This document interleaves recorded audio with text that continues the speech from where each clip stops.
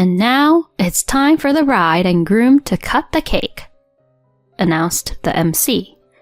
As I reached to hold the knife with my husband, someone grabbed my head from behind and smashed my face into the cake. "What?" I couldn't breathe with my face and upper body submerged in cream and sponge cake. Confused and struggling to get up, I ended up falling on my butt. My face and my pure white wedding dress were completely covered in cake. The banquet hall erupted into murmurs. I looked at my husband, and he was just as stunned. Then someone called out to me. "How unsightful. This is what happens when you don't listen to my advice." Standing there was a plump woman I had never seen before. Her face lit up with joy. "Excuse me?" "He's mine. How dare you have a wedding so nonchalantly?" Was she a guest? She was dressed formally, albeit huffing with anger. My groom, Nicholas, seemed to ponder for a moment before letting out a dry laugh and saying, "A face full of cake. It's just a joke. Laugh it off, will ya?" At that moment, I completely lost it. A woman ruining my once-in-a-lifetime wedding by smashing my face into a cake. And my husband trying to pass it off as a joke. I won't forgive them. I'll show them. The wedding venue soon turned into a scene from hell. My name is Diana, 27 years old. Let me tell you about the major event that befell me, starting from my upbringing. I was born the only child to a company president father and a former model mother. I think it's fair to say I was born into a privileged family. My father was kind but strict, insisting that I needed to be able to survive on my own. So, he made sure I focused on my studies. Thanks to my hard work from a young age, I got into a prestigious university and landed a job at a major corporation. I grew up to look just like my mother in her youth. People often said I should be a model, but I had no interest in that kind of work. A few years into my professional life, I faced some snide remarks about my looks initially, but worked hard not to be outdone by them. Eventually, I started to be recognized for my capabilities at work. I was beginning to feel a real sense of accomplishment in my work. But I didn't have a single boyfriend from my early 20s until I was 26. My friends would chuckle and say, "Diana, you seem like you're out of reach for most men. You seem normal once we talk to you, but maybe you're too intimidating for them. You don't show any vulnerabilities." However, I wasn't someone who prioritized romance, so not having a boyfriend didn't bother me much. I wasn't against the idea of marriage, but I was in no rush. That's how I felt. Meanwhile, my parents seemed anxious about me not having a boyfriend. "Diana, you're beautiful, so you should get married to a good man before you get any older," my mother said with concern. I replied, "Mom, I want to marry someone who appreciates me for who I am. Plus, I'm busy with work right now." During this conversation, my father chimed in. "How about this, Diana? Want to meet a man I can introduce you to?" "An introduction by you, Dad?" "Yes. There's a young salesman who frequents our company who seems promising." "If you say so, Dad, I'll meet him." And that's how I was introduced to Nicholas, who will later become my fiancé. "Wow, you're so beautiful. It's so very nice to meet you, he said with a friendly smile as soon as we met.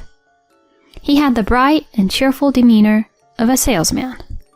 He always carried himself with confidence, a typical good-looking and pleasant young man. He approached me boldly, not intimidated at all. He was well-educated, worked at a reputable company, and seemed to have a good character. I found myself increasingly drawn to him and started dating him. We were praised as a handsome couple, and I was quite pleased with it. My parents warmly supported our relationship, especially my father, who was very happy about it. Nicholas took charge in planning our dates and would surprise me with gifts on ordinary days, thoroughly doting on me. I was aware of his slightly cheeky side, but it was overshadowed by his many good qualities. I gradually came to cherish him deeply. On my birthday, after a year and a half of dating, he reserved a high-end restaurant. At the end of the meal, he nervously took out a small box. Diana, I can't imagine life without you. Will you marry me? Nicholas, thank you. Of course I'll marry you.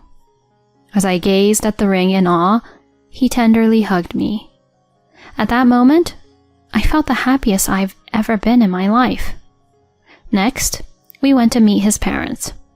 They warmly welcomed me into their home. My, what a beautiful young lady. Are you really going to marry our Nicholas? Of course. We're all for the marriage. Nicholas, take good care of Diana. On our way back, Nicholas said to me, My parents are usually pretty strict with me, but they were really kind to you, Diana. Really? Your parents didn't seem that way to me. You think so? They were pretty tough on me when I was young. But I'm glad they like you, Diana. It makes sense, given how beautiful you are. Stop it. You're making me blush. A week after this conversation, it was time to introduce him to my parents. They were, of course, overjoyed. Diana, I was worried you were clueless about love, but you finally met your prince, my mother said, her eyes brimming with tears.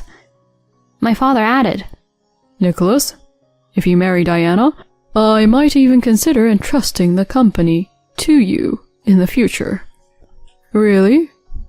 Yes, I've heard you're competent at work, and I have high hopes for a promising young man like you.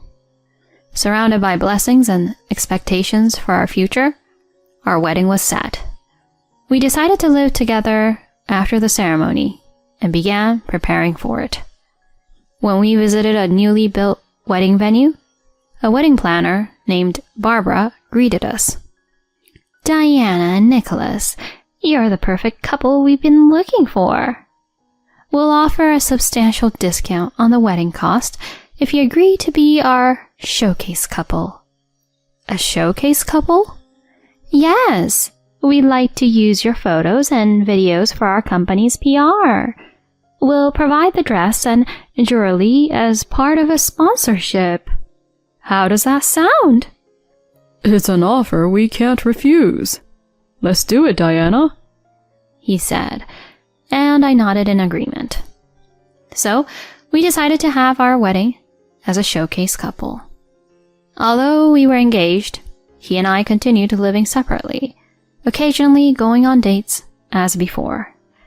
He was often unreachable due to his busy work schedule, but I didn't mind too much. Time passed, and a week before the wedding, I noticed an anonymous letter in my mailbox. I opened it, feeling suspicious, and was shocked by its contents. A week later, there I was at the wedding venue, dressed in my wedding gown.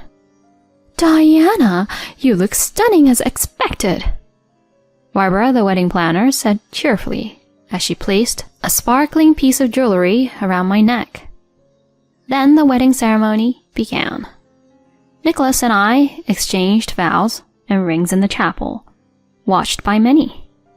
Friends, relatives, and colleagues from both our workplaces, including my father's company and Nicholas's company, gathered at the venue. There must have been over 200 people in attendance. Nicholas's boss led the toast, and the reception began. Our friends and colleagues came up to us one by one saying, "You look so beautiful. Congratulations." Then came the time for one of the highlights of the reception, the cake cutting. The moment for the cake cutting and the first bite, where we would feed each other cake, was upon us, and a crowd gathered around us to capture the moment. A luxurious 3-tiered wedding cake, crafted by an artisan for our special day, was brought in. "Now it's time for the bride and groom to cut the cake," the MC announced. As Nicholas and I held the knife, ready to make the first cut, someone grabbed my head from behind and smashed my face into the cake. "What?" I couldn't breathe, my face and upper body buried in cream and sponge cake. Confused and struggling to get up, I ended up falling on my butt. My face and my pure white wedding dress were completely covered in cake, and the banquet hall was filled with murmurs. Looking at my husband, he was just as stunned. Then someone yelled at me. "How unsightful! This is what happens when you don't listen to my advice." There stood a plump woman I had never seen before, her face glowing with joy. "Nicholas belongs to me. How dare you have a wedding so nonchalantly?" Was she a guest? "A face full of cake? It's just a joke. Laugh it off, will ya?" At that moment, I completely lost it. A woman ruining my once-in-a-lifetime wedding by smashing my face into a cake, and my husband trying to pass it off as a joke. I won't forgive them. I'll show them. Just as I was about to speak up, my mother's voice filled the wedding hall. "Stop this nonsense." She rushed over, helped me up, and glared at the woman. "What is this all about, Nicholas? Explain yourself right now." The woman talking over my mother shouted, "Shut up, old lady. It's all this woman's fault. I did nothing wrong." A colleague of Nicholas's quickly restrained the woman, who seemed to be trying to attack me. "Calm down, Sonia." She glared at me fiercely. After wiping my face with a handkerchief my mother handed me, I finally spoke. "Nicholas, who is this woman? What's your relationship with her?" Sonia is a junior colleague at my company," he replied, his eyes clearly avoiding mine. I whispered to my mother to bring my bag from the dressing room. "Oh, a junior colleague, huh? Why would just a colleague do something like this?"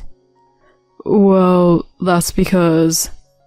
he began, but Sonia interrupted him, shouting, "Nicholas and I are in love. You have no right to be here." "Well, you heard her." "No, that's not true. She's my stalker. She's been claiming we're in a relationship and following me around. It's been a real nuisance," he shouted, pointing at Sonia. "What? What are you saying? We truly love each other." "Enough! Shut up. Security, please escort her out." At that moment, my mother returned. I took out a photograph from the bag she handed me and held it up. Then, what's this? It was a photo of Nicholas, sleeping in a hotel bed, clearly taken by a woman. "What is this?" Nicholas, along with all the guests, turned pale at the sight. I explained to everyone. "This was sent to me anonymously a week ago along with a letter. Shall I read the letter? Don't marry Nicholas. He belongs to me. Back off. Sonia, you sent this, right?" "Yes, that's right. You ignored my warnings." He then panicked. "Diana, you knew?" Then why?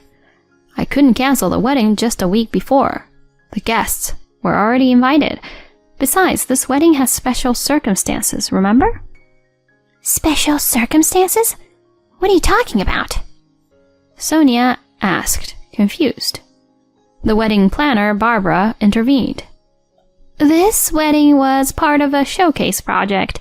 We were going to use the footage for the venue's PR, with everything from attire to the planning sponsored by various companies. What? A showcase? Sponsored? She still didn't understand, and Barbara finally snapped. Do you have any idea how many companies and staff were involved for this day? You've ruined it all, so be prepared for the consequences.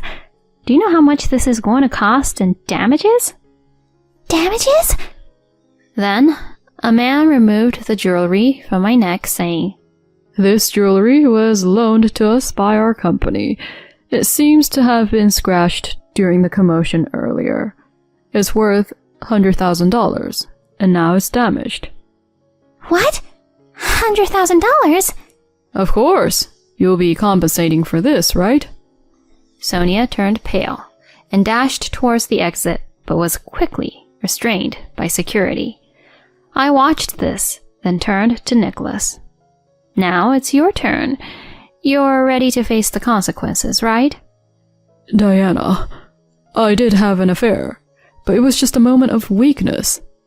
He stood there, his face white as a sheet. Why would he cheat on me with someone like that? Well, Diana, you're beautiful and perfect. It's like eating gourmet meals every day and suddenly wanting a hamburger. It was something like that. What? Before I could raise my voice further, my father stepped forward in front of Nicholas. You scoundrel! How dare you do this to my daughter? My father, with bloodshot eyes, grabbed Nicholas by the collar and glared at him. Sir, you have no right to call me sir. I'm severing all business ties with your company. I never want to see your face again. A chorus of gasps came from Nicholas's colleagues. It seemed that my father's company has significant dealings with Nicholas's, so their reaction was expected. Nicholas, thrown to the ground by my father, was then punched squarely on the head by his own father. Dad, what are you doing? Shut up. Apologize to Diana and everyone else now. Trembling at his father's voice, Nicholas knelt down, pleading for forgiveness. Diana, please, forgive me. I'll break it off with that woman and promise to be a good husband. That's when I threw the cream-covered handkerchief at him. How dare you? I will never forgive you. Our engagement is obviously over. Prepare for hell. With my mother by my side, I left the venue, and my father announced the cancellation of the wedding. Later, Nicholas and I broke off our engagement, and I received $30,000 in damages for his infidelity. Nicholas was, of course, responsible for paying the ruined wedding expenses. The venue pressed charges against Sonia and sought compensation for the damages, including the costs of the staff specially arranged for the dress and jewelry. Nicholas and Sonia were both demoted at their company and eventually resigned, unable to endure the scornful looks. Sonia ended up in significant debt, and Nicholas was disowned by his parents. I don't know what became of them, but they're likely living a miserable life. As for me, I managed to recover, thanks to the encouragement of my parents and kind colleagues and friends. A year after that hellish wedding, a male colleague who had always liked me confessed his feelings, and now we are dating. I'm determined to learn from this experience and live a life full of effort until I find true happiness someday.